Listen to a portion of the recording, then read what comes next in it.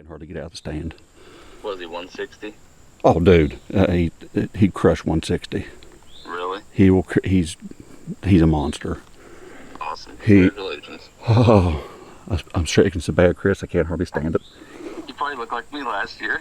Oh, seriously, I gotta sit there for a minute. I'll hurt myself trying to get out of this stand. Nice. I drew back on him once, and I was just ate up with deer. They were everywhere, eyeballs everywhere. And Wow. just as I was getting released, he turned and was facing for me again. I thought, well, as many deer as there is here, something else will come in and crowd him and get him to turn. And I waited for probably 2 minutes, and I had to let down. And no sooner than I let down, here come another deer in behind him and got him to turn. So I had to hurry and draw and settle the pin. But Wow. big old giant. Film. Oh, yeah, big old giant mule kick.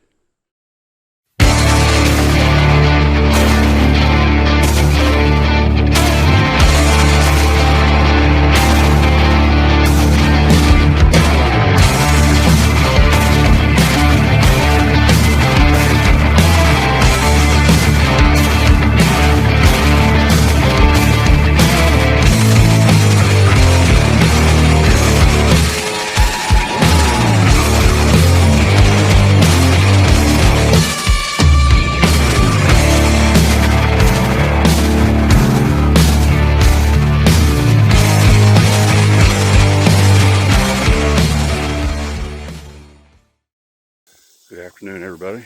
It is the last week of August, and we're in the middle of the worst drought West Virginia has experienced in the last 50 years. Matter of fact, the National Weather Service had a segment on Facebook here last week that said this county, Jackson County, West Virginia, was the most drought-stricken area in the country right now. We've legitimately not had any rain for 11 consecutive weeks. Everything is dry. It's brown, it's crunchy, and it has been a very stressful summer. I'm chasing a deer right now. He's a 7-year-old that I've known for 4 years now, and he's perfect in every way. Everything that a bow hunter wants. He's always been like a mid-50s type deer. Good brows, good 2s, 3s, exceptional 4s, good spread. His beams wrap good, and we've always known him as flawless, because he is perfect in every way. Well, this year he is no longer flawless. He's got a kicker off of one G2, but he still looks the same, identical. He's maybe 10% bigger. I mean, not much, but he is a beautiful deer, and I'm struggling to find his bedroom. I've put up numerous cameras on this piece of property, and it's a big piece of property, but I'm setting my 14th camera here today to try to find where his bedroom is. Every time I think I got him figured out, he changes it up on me. Well, the information I pulled yesterday from his pictures was he was coming from this bowl here, and he had wet, muddy feet. So given that it's dry and it's drought stricken right now, there must be a spring or something in here. I don't really want to go in there to find it, but there's something in there that's got his feet wet. And right now, with no rain, all the vegetation's dry. There's no moisture content in any of the greenery. There's got to be something there that's keeping his whistle wet. So I'm gonna set a camera here. This will be number 14 for the year, to try to find him. Let's see if we get him pinned down. All right, it is the day before the West Virginia opener, and it is a wet one. We've had an extraordinarily dry summer, one of the most drought-stricken areas in the country, and wouldn't you know it, a couple days before season, and Hurricane, I think it's Helene, what they're calling it, is moving up from the Gulf, and it has pushed a lot of rain in, and right now we're getting into the wind factors. It's sustained 25 to 30 mile an hour winds, and with gusts in the mid-40s. Now, the day before season, why that is important is I have 2 shooters, one at each farm, a different farm that I'm looking at, and this should get them bedded down for the day, which means they're going to miss at least a couple meals. This front moves out tomorrow for the opener. It should be rocking. Right now, I'm just sitting there watching it rain. You know, it's a steady, but with this wind, all my camera activity is dead right now. We haven't had any movement at all the last 24 hours. and I think it's going to continue. So when this front moves out late tonight, early in the mornings tomorrow, I gotta suspect that tomorrow should be rocking. It is an east wind tomorrow, which is really, really, well, it's just not what you'd expect. But the last few years, we've gotten some early season east winds. You know, most all of our stands are set up for a prevailing west wind in some fashion. But we have an east wind scheduled for tomorrow once this thing finally breaks. But right now, we got lots of wind, steady rain, and it is the day before the West Virginia opener. So a few last minute things we got to get done, a few boxes we got to check, and should be ready to roll.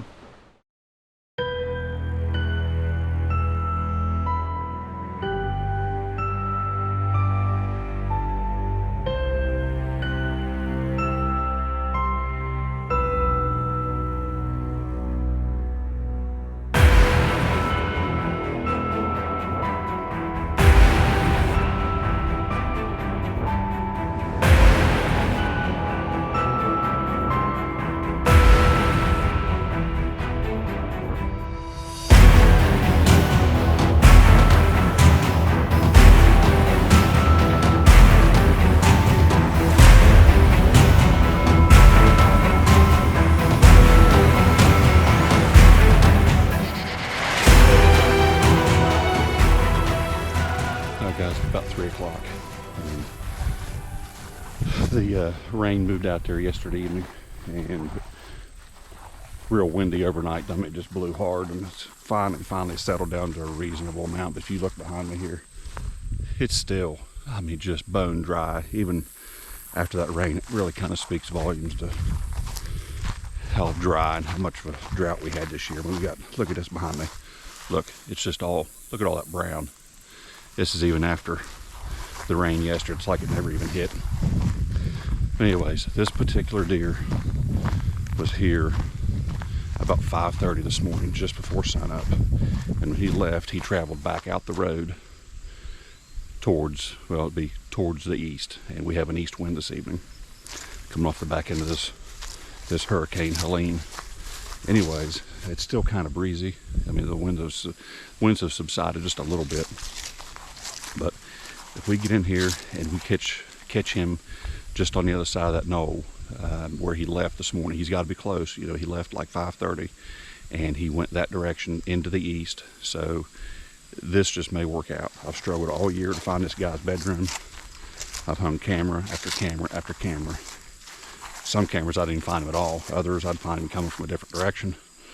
Mornings, evenings, afternoons, middle of the night. I just can't put a beat on where he's at. But look at all this brown. Look at this. I don't know if you can get a good look at this or not, but guys, that's even after the rain. So it's just devastating how dry it is. I mean, this is the worst drought West Virginia's had in 50 years. But we get settled in here, and it's the best option I got. It's not what I consider a power play. It's just the best option I have. He was here 5:30 this morning, and it's the best I got. It's not a Hail Mary by any means, but based on the MRI, most recent information, that's the plan we're going with. It's opening day here in West Virginia. As dry and crunchy as it is, you'd never know. You'd have no idea we got rain in the last 24 hours. It's still just ultra crunchy in here. That wind blowing the way it was overnight, it dried everything back up like it never even happened.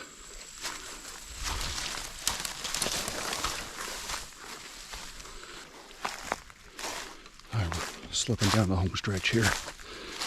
This is my favorite spot. This is my honey hole. We've killed a lot of good deer here over the years. Just stud after stud after stud. And you look here, behind me here, you can see the ladder stand in that split hickory. And when he left here at 5:30 this morning, he went that direction, right into the east. That's the way the wind's blowing right now.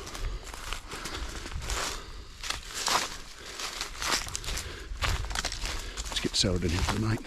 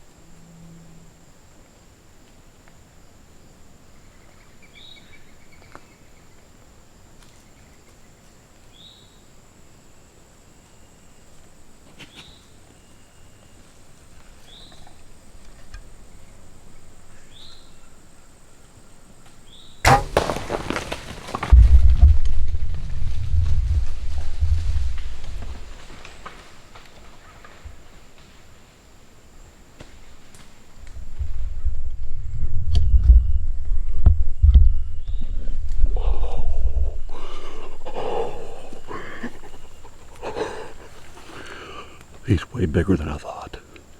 Way bigger than I thought. Covered up with deer.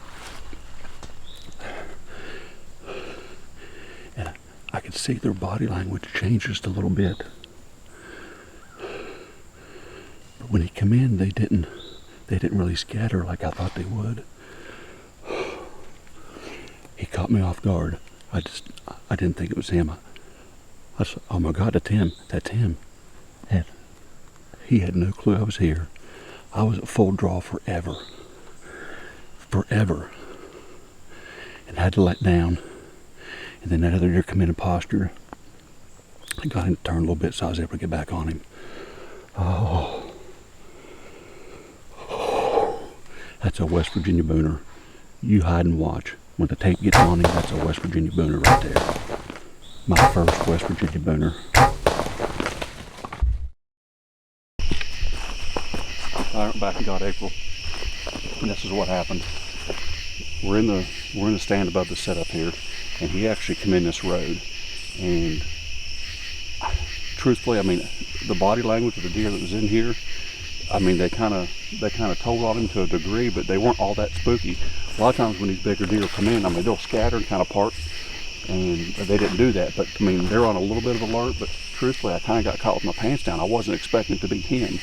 You know, I thought maybe like a 3 or 4 year old deer. I just wasn't expecting that particular deer based off of their body language. But anyways, he come in. setup, and he was facing me almost the entire time.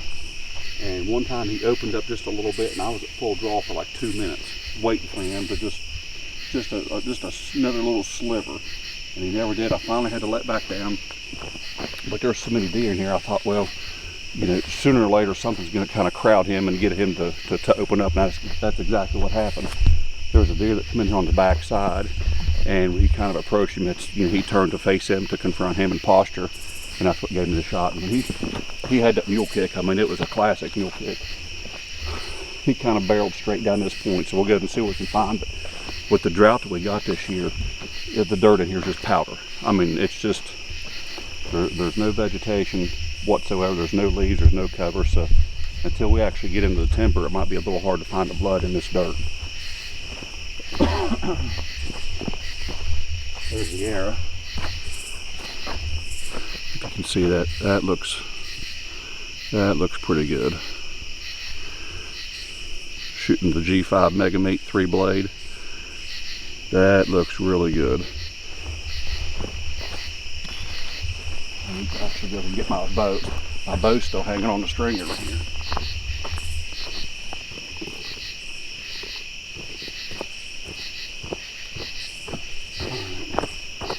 Now when he took off, he went basically right down this point, and I'm 99% certain I heard him crash. I mean, it was your classic tumble roll. I'm gonna leave my arrow right here. Well, no, let's just go ahead and put it back in the quiver. What do you think?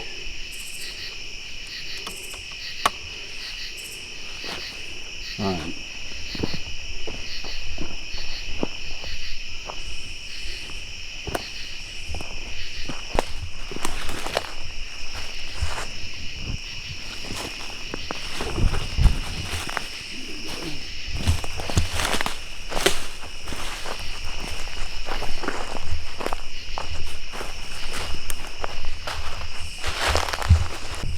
It's on here too. Huh? It's on there too. Oh yeah.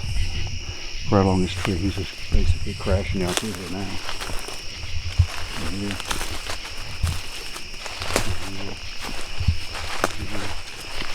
He's like he's on a death run now.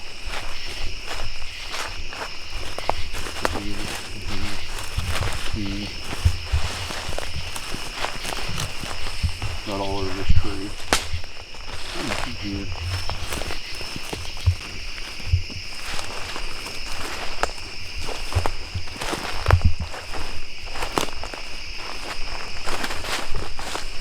Right there. Huh. Oh!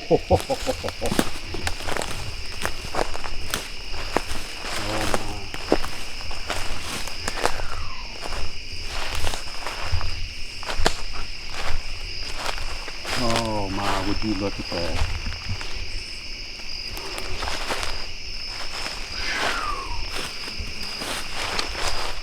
Boy, is he purty. Look at that.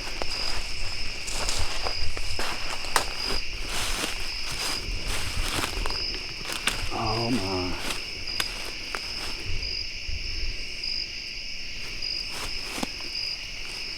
It's a nice one. Look at that. Nice bubbling in your long shot. Right there on this side. Uh-huh. What a toad. What a toad.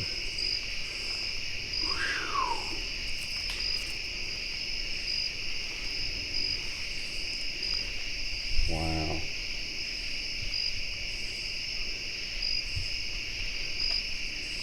Oh my. Boy, I mean, he's just so clean. He got that sticker over here this year. But he is just so clean. He's always been this like perfect specimen of a deer. Boy, look at all the ticks on him. You know, strong brows, good twos, good threes, but his trademark has always been these exceptional fours.